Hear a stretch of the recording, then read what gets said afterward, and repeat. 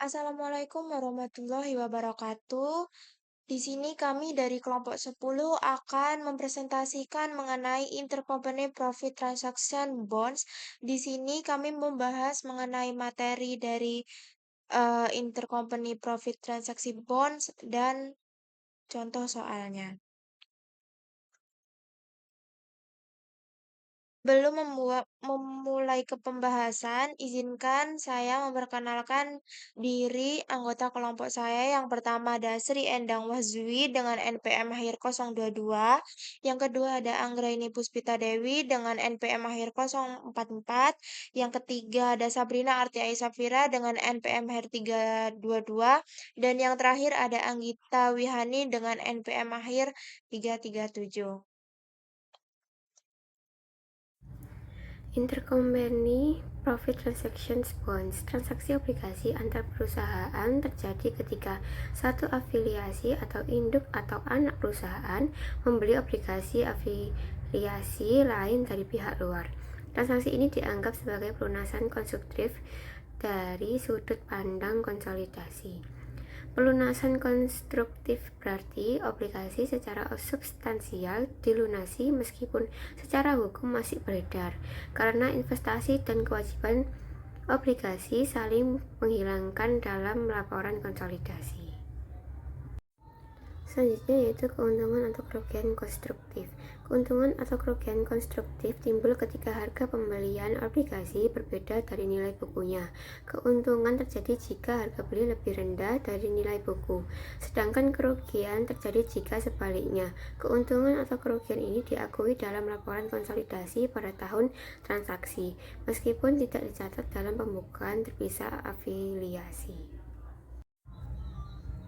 Alokasi keuntungan atau kerugian. Jika induk perusahaan sebagai penerbit obligasi, keuntungan atau kerugian konstruktif sepenuhnya dialokasikan ke induk, atau mirip penjualan hilir. Jika anak perusahaan sebagai penerbit, keuntungan atau kerugian dialokasikan antara kepentingan pengendalian dan non-pengendalian.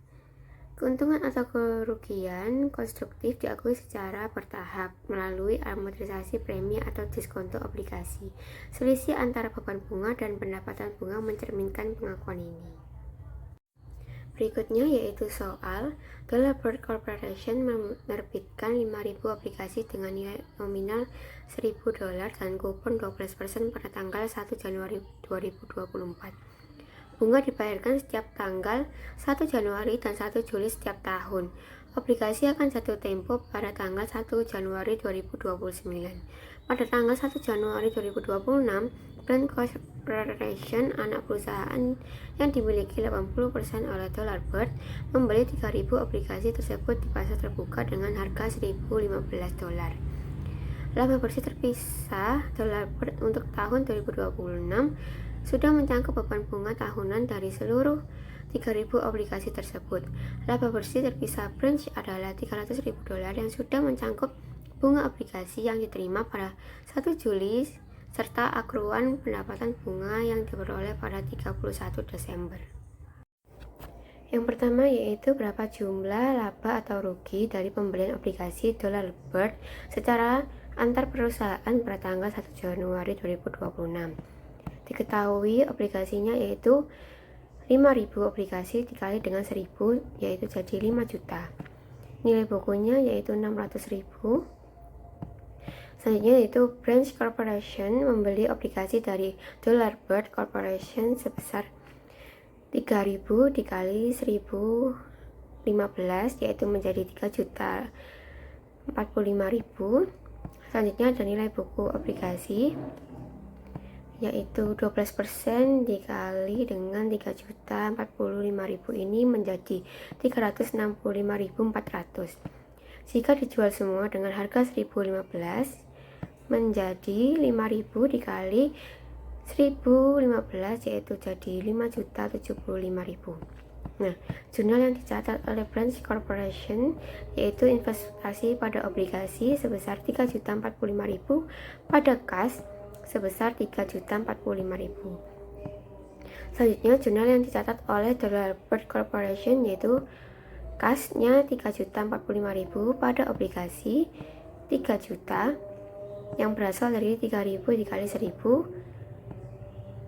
Selanjutnya yaitu agio obligasi yang berasal dari 3.045.000 dikurangi dengan 3 juta ini menjadi 45.000. Selanjutnya yaitu soal nomor 2, jika aplikasi awalnya diterbitkan pada 1006 dan 80% dari obligasi tersebut dibeli oleh branch pada tanggal 1 Januari 2027 dengan harga 980, maka laba atau rugi dari pembelian antar perusahaan tersebut adalah, jawabannya yaitu obligasinya itu 1006 dikali 980, yaitu sebesar 985.880. 80% pembelian branch corporation atas 1006 obligasi, yaitu 80% ini dikali 985.880 menjadi 788.704. Untuk jurnal pencatatan pembelian obligasi branch corporation, yaitu investasi pada obligasi sebesar 788.704 pada kas sama 788.704. Selanjutnya jurnal pencatatan penjualan obligasi Dollar Board Corporation, yaitu kas 788.704. Agrio obligasinya yaitu 16.096, yaitu dari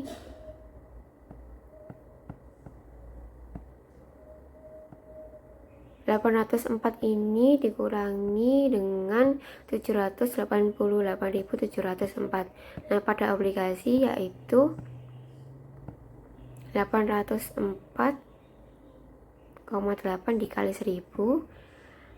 804,8 obligasi ini dari 788.704 dibagi dengan 908.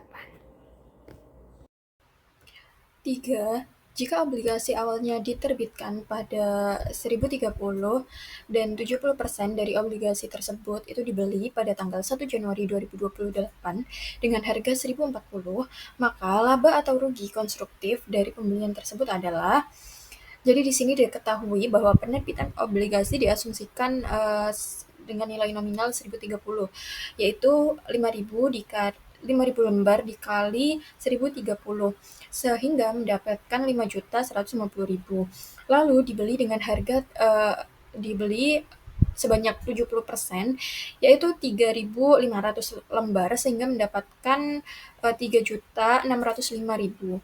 Nah, untuk harga pasarnya ini diasumsikan sebesar 1040, sehingga menjadi 3.640, dan di sini terjadi diskonto sebesar 35.000. Nah, untuk porsi obligasi yang dihasilkan itu 3.605.000, 3.605.000 dibagi dengan 5.150.000. Jadi untuk porsi obligasi ini sebesar 70%. Untuk ruginya sendiri ini 70% dikalikan 5.150.000 dikurangi 35.000 dan dikurangi 3.640.000, sehingga rugi sebesar 59.500. Lalu untuk soal keempat, yaitu menggunakan tabel amortisasi, di sini disusunkan selama 5 tahun, dan di slide berikutnya merupakan jawabannya. Nomor 4, menggunakan informasi dari awal, berapa jumlah beban bunga konsolidasian untuk tahun 2026. Jadi ini didapat dari tabel amortisasi di slide sebelumnya, di mana jurnal untuk mencatatnya yaitu Love of Retirement pada interest expense dan interest income. Di sini untuk loss of retirement yaitu sebesar 369.000, interest expense sebesar 365.400, dan interest income 3.600. Lalu soal yang kelima yaitu menggunakan informasi awal, berapa saldo untuk akun obligasi yang harus dibayar, bonds payable, dan bunga obligasi yang masih harus dibayar, bonds interest payable dalam neraca konsolidasi per tanggal 31 Desember 2027. Nah, di sini jurnalnya itu interest payable pada interest receivable sebesar 180.000. Didapat dari 5 juta dikalikan 6%, karena 1 tahun itu dibayar 2 kali dengan kupon atau bunga sebesar 12%. Yang kedua, ini Rufus Awal Inc. memiliki obligasi yang beredar sebesar $800.000 dengan tingkat bunga 10%, jatuh tempo pada tanggal 1 Januari 2020, dan memiliki diskonto yang belum diamortisasi sebesar $16.000 per tanggal 1 Januari 2026. Bird Corporation adalah anak perusahaan yang dimiliki 90% oleh Rufus. Pada tanggal 1 Januari 2026, Bird membeli obligasi Rufus dengan nominal $160.000 dari obligasi yang masih beredar. Dengan harga $152.000, obligasi ini membayarkan bunga pada tanggal 1 Januari dan 1 Juli. Serta jatuh tempo pada tanggal 1 Januari 2029. Metode amortisasi garis lurus straight line amortization digunakan. Nah, di sini untuk soal nomor 1 yaitu pembelian obligasi laporan laba konsolidasi dari Rufus Corporation dan anak perusahaannya untuk tahun 2026 menunjukkan laba atau rugi senilai. Jadi di sini kita hitung porsi obligasi yang diberhentikan yaitu 160.000 dibagi 800.000, maka kita dapatkan hasil 20%. Nah, 160.000 ini merupakan nilai nominalnya. Kemudian untuk 800.000 adalah obligasi keseluruhan yang beredar. Maka kita dapat porsi obligasi yang diberhentikan senilai 20%. Kemudian untuk laba antar perusahaan itu 20% kita kalikan dengan obligasi beredarnya dan kita kurangkan dengan harga belinya yaitu 152.000, maka 20% dikali 800.000 dikurangi 152.000, maka kita dapatkan hasil $8. Kedua, kita mencari piutang bunga obligasi untuk tahun 2026 dari obligasi awal yang tercatat di pembukuan Bird sebesar. Nah, pada pembukuan Bird Corporation ini, pendapatan bunga itu diketahui 10% dikali 160.000. Nah, 10% ini dari tingkat bunga 10% yang ada di soal. Terus 160 ini dari di soal itu tertera Bird membeli obligasi Rufus dengan nilai nominal $160.000 dari obligasi yang beredar. Lalu diketahui hasilnya 15.600 untuk 1 tahun. Namun di soal ini tertera bahwa obligasi ini dibayarkan pada tanggal 1 Januari dan 1 Juli. Otomatis 1 tahun dibayarkan 2 kali. Lalu dibagi 2 dengan hasilnya, maka diketahui hasilnya 7.800. Lalu untuk tabel amortisasinya ini ada Rufus Awal in book dan Bird Corporation booknya. Nah, di sini tuh ada 2016 pada tahun awalnya. Pada bukunya Rufus Awal ini bonds payable-nya itu 784, dengan 2026 itu 4.000, terus book value akhir tahun 2026 itu menghasilkan 788. Nah, 788 ini dari 784 ditambah 4.000. Lalu pada akhir 2027 itu juga bertingkat sebesar 4.000 yaitu 792.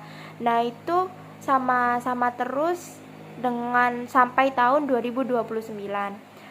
Lalu retainednya itu 20%, maka dapat hasil 156.800 untuk book value awal 2016. Lalu book value akhir 2016 itu 157.600. Lalu book value akhirnya itu 158.400. Untuk interest expense-nya ini tertera 84.000 semuanya, dari tahun awal sampai akhir pasti sama semua.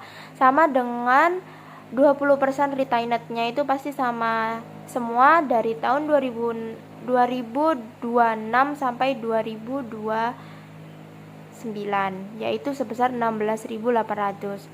Jika di bukunya Bird Corporation itu hanya memiliki dua akun, yaitu investment in bonds dan interest income.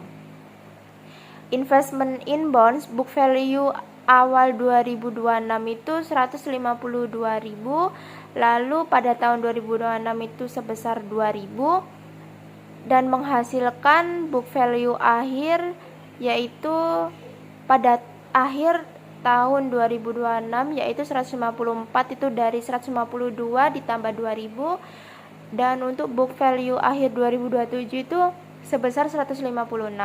Lalu untuk interest income-nya itu sebesar 18.000 dari tahun 2026 sampai 2029. Nah, untuk tahun 2028 dan 2029 itu angkanya itu sama dengan 2027.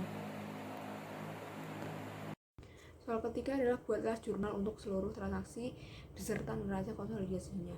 Nah, jadi untuk jurnal 2016 itu adalah bonds payable pada investment in bond dan gain on retirement on bonds. Nah, bonds payable senilai 157.600, kemudian investment in bond senilai 154.000 dan gain atau keuntungannya senilai 3.600. Kemudian interest income pada interest expense dan gain on retirement on bonds.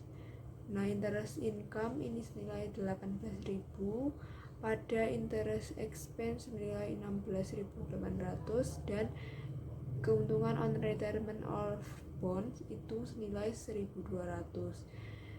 Dan interest payable 8.000 pada interest receivable 8.000.